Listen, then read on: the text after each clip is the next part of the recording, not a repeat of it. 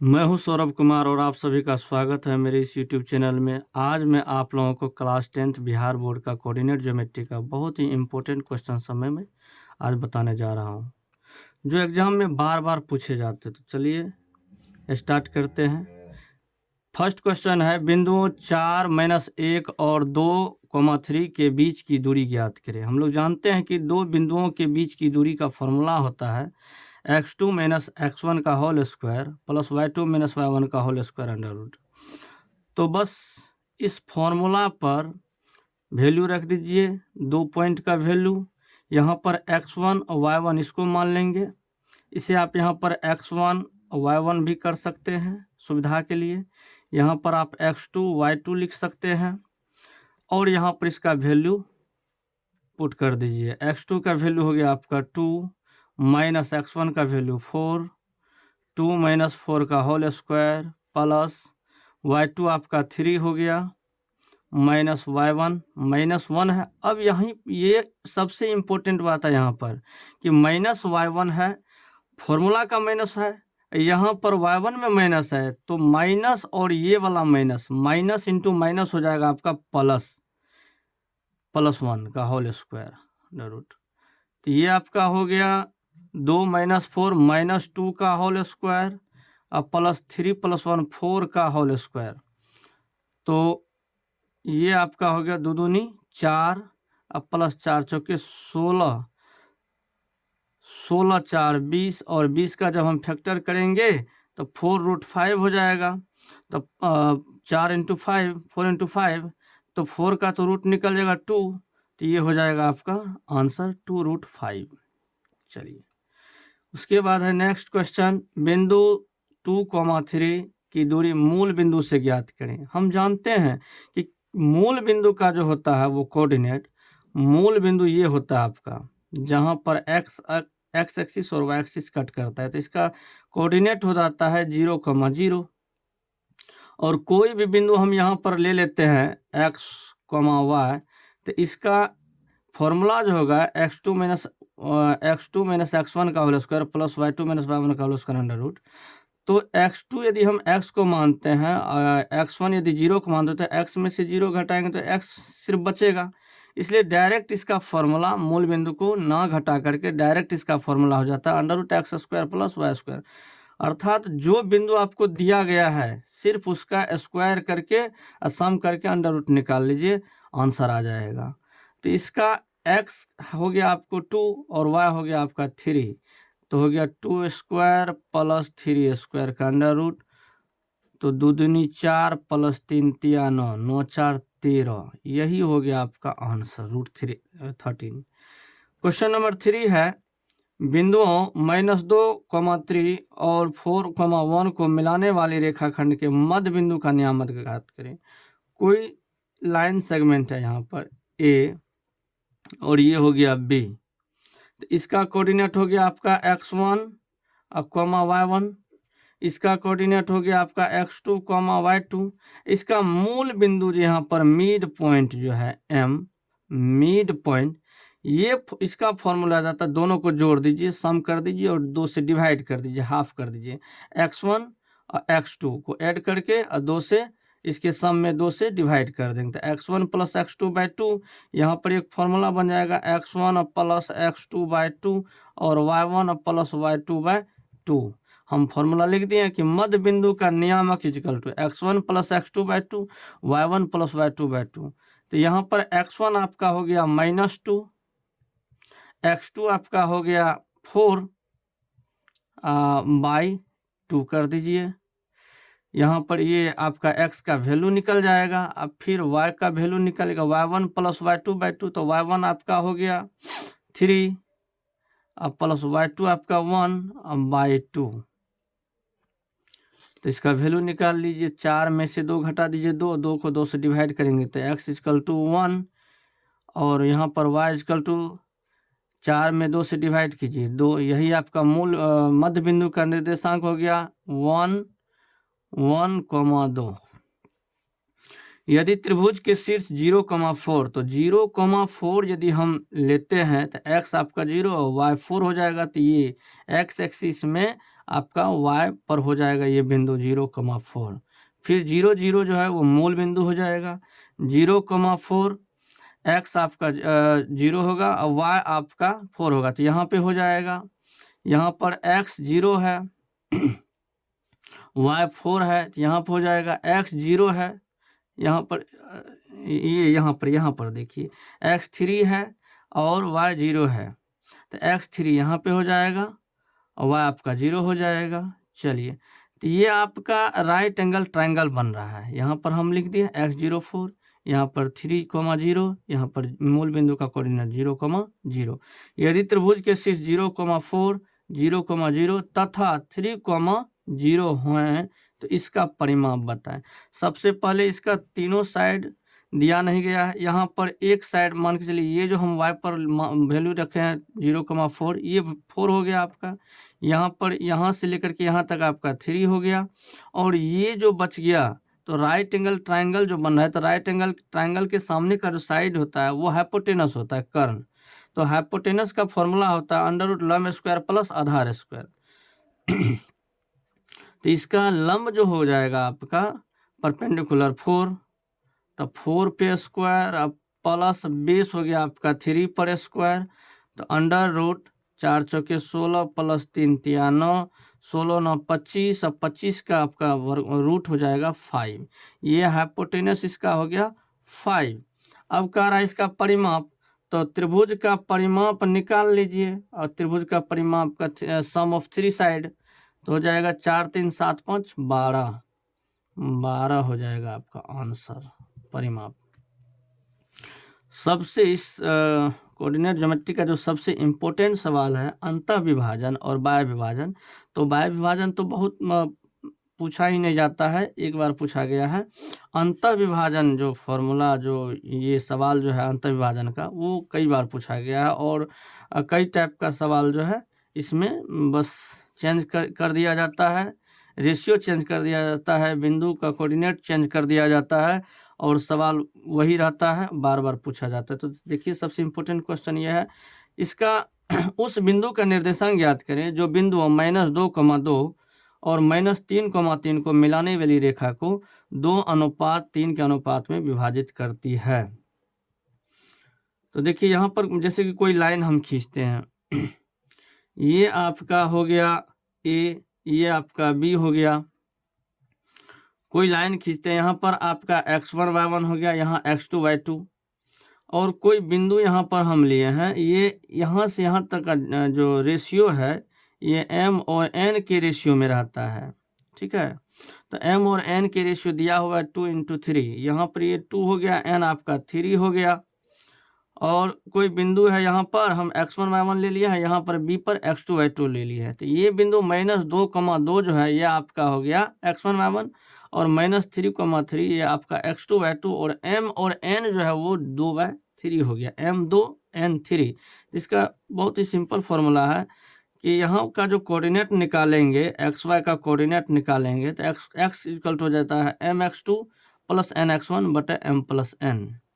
तो चलिए m का वैल्यू हो गया आपका 2 इंटू x2 का फॉर्मूला वैल्यू हो गया -3, अब प्लस n आपका हो गया 3 इंटू x1 आपका हो गया -2 bye m + n। m + n हो गया 2 + 3 5, तो x इक्वल टू हो गया -3 दूनी 6 -6, -3 दूनी 6 -6 बाई 5। तो ये x आपका हो गया -12/5, ये कोऑर्डिनेट निकल के आ गया। दूसरा है my2 + ny1 बटा m + n। my2 m आपका हो गया 2, y2 आपका हो गया यहाँ पर 3, अब प्लस ny1, n यहाँ पर 3 इंटू y1, y1 हो गया 2 bye m + n।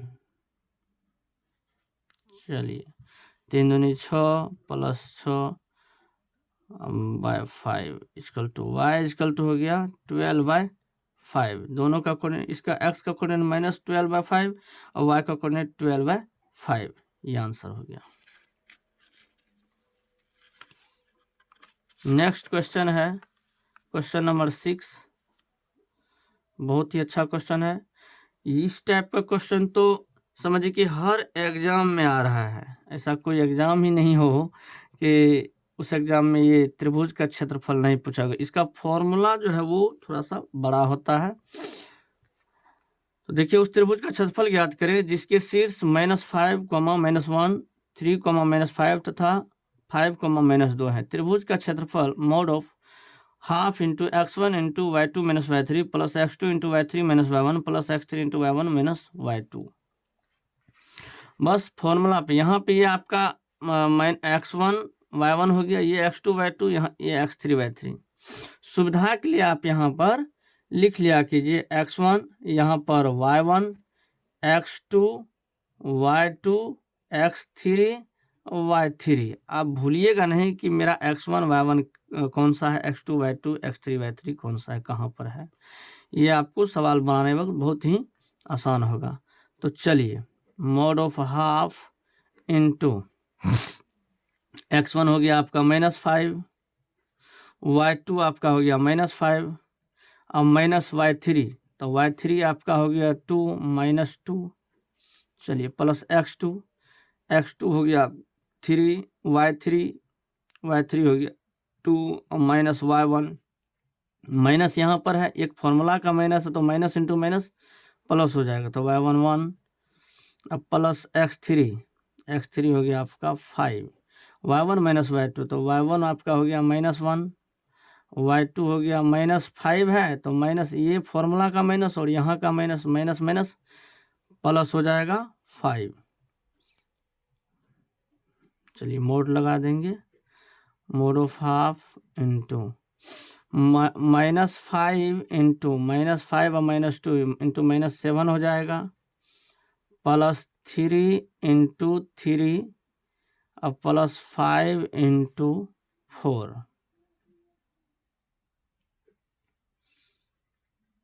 Mode of half into 7 × 5 = 35, minus into minus plus हो जाएगा 35, प्लस 3 3 = 9, प्लस 5 4 = 20। सबको ऐड कर दीजिए, जाएगा हाफ इंटू 4 64 और हो गया आपका आंसर। ये इसको अब डिवाइड कर दीजिए 2 से, 2 तिया 6, 2 दूनी 4, 32। त्रिभुज का क्षेत्रफल हो गया आपका 32 आंसर। के का मान ज्ञात कीजिए यदि तीनों बिंदु 8, 1 के -4 तथा 2, -5 संरेख हो।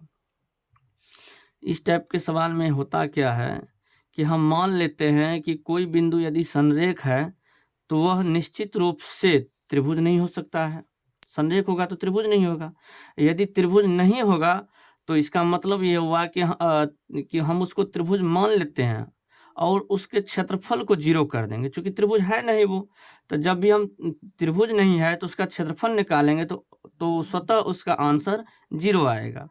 तो त्रिभुज मान करके और उसके क्षेत्रफल को हम 0 मान करके इसको सॉल्व करेंगे तो के का मान निकल जाएगा।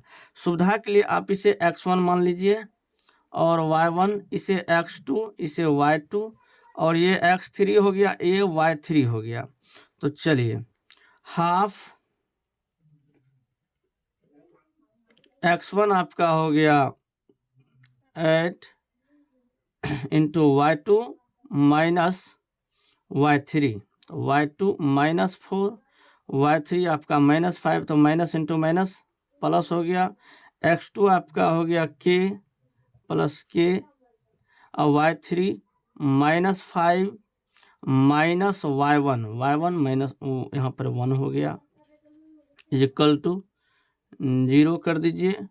हाफ इंटू 8 इंटू हो गया आपका 1 अब प्लस ये आपका हो गया -6, तो यहाँ पर तो -6 लिखना चाहिए, खैर बाद में कोष्ठ हटा देंगे।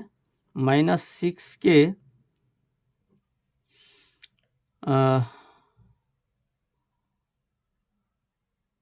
8 इंटू -4। अच्छा, ये एक स्टेप यहाँ पर और लिखना था, +x3 का प्लस यहाँ पर दे दीजिए, +x3 आपका 2 हो गया, +2 इंटू y1 - y2, y1 हो गया आपका 1 -y2, तो माइनस इंटू माइनस प्लस हो जाएगा 4।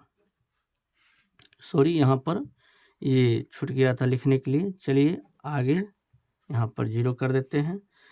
-6 के हो गया, यहाँ पर +2 इंटू 4 + 1 5 हो गया। अब ये = 0, 3 स्टेप, यहाँ पर 2 ही स्टेप हो रहा था। चलिए 1/2 8 इंटू 1 8 -6 के +10 = 0। जब 1/2 को हम इधर मल्टीप्लाई कर रहे हैं, उधर ले जाएंगे, तो ये हो जाएगा आपका 2 को यहाँ पर मल्टीप्लाई करेंगे 0 से, 0 हो जाएगा। तो -6 के +18 = 0, -6 के = इस तरफ लाएंगे RHS तरफ, तो -18 माइनस कैंसिल हो जाएगा। के = 18/6 = हो जाएगा 3, के का वैल्यू 3 हो जाएगा आपका। चलिए किसी त्रिभुज के शीर्ष बिंदुओं के निर्देशांक 4,6 0,4 और 5,5 है, इसके केंद्रक के निर्देशांक ज्ञात करें। बहुत ही सिंपल है। केंद्रक का निर्देशांक ये आपका मान लीजिए कि ट्रायंगल है, ये ABC है, यहाँ पर x1, y1 है, यहाँ पर x2, y2 है, यहाँ पर x3, y3 है। तो x का जो है वो कोऑर्डिनेट जो है उसको तीनों के सम को 3 से डिवाइड कर देंगे, और y वाला जो है उसको भी तीनों के सम को 3 से डिवाइड कर देंगे, केंद्रक का निर्देशांक आपको निकल जाएगा। तो देखिए यहाँ x1 कितना हो गया आपका, x1 हो गया 4, अब प्लस x2 आपका हो गया 0, x3 आपका 5/3, y1 6, y2 4 + 4 और y3 5, और सम जो ऐड कर दीजिए 9/3, यहाँ पर हो गया 15/3, 3 3 जा 9, 3 5 जा 15, तो हो गया आपका केंद्रक का निर्देशांक हो गया, केंद्रक का कोऑर्डिनेट हो गया आपका 3,5 आंसर। मुझे आशा और विश्वास है कि आप लोगों को वीडियो बहुत ही अच्छा लगा होगा। लाइक, सब्सक्राइब, कमेंट जरूर कीजिएगा। धन्यवाद।